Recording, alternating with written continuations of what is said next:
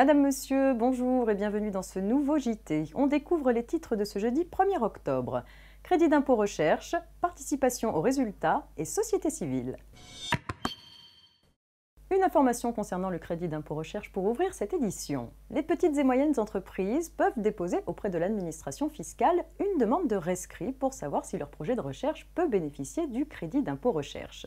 Depuis le 1er septembre 2015, elles peuvent également demander dans le rescrit déposé à l'administration la validation d'un montant minimum de leurs dépenses de recherche éligibles à ce crédit d'impôt pour l'exercice en cours.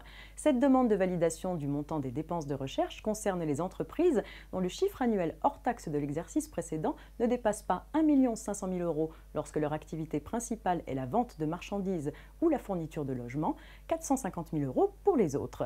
Cette demande de validation ne peut pas porter sur les dépenses d'innovation, elle doit être déposée au moins 6 mois avant la date limite de dépôt de la déclaration spéciale de crédit d'impôt recherche. On continue avec un point sur la participation aux résultats. Le montant affecté à la réserve spéciale de la participation des salariés aux résultats de l'entreprise est calculé sur son bénéfice réalisé au cours de l'exercice concerné. Le bénéfice imposable de l'entreprise est diminué de l'impôt sur le revenu ou de l'impôt sur les sociétés dû. Pour calculer ce bénéfice net, faut-il déduire de l'impôt les crédits d'impôt? Non, a répondu la Cour de cassation, tout comme le Conseil d'État en 2013.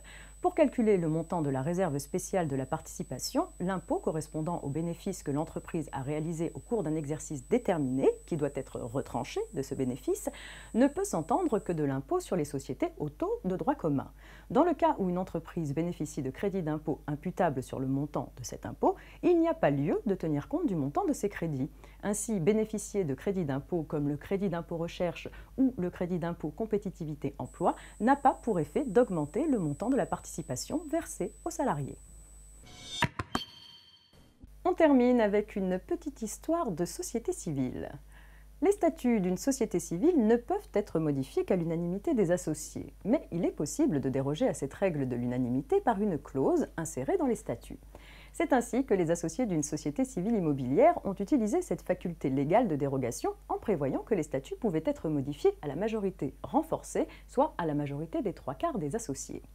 Par la suite, l'Assemblée générale des associés décide de modifier l'objet social de la SCI sans respecter la règle de majorité renforcée exigée par les statuts. Cette décision est annulée.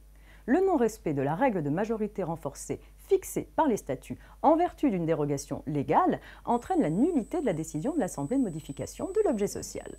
C'est la fin de cette édition, je vous retrouve demain pour un dernier point d'actualité avant le week-end.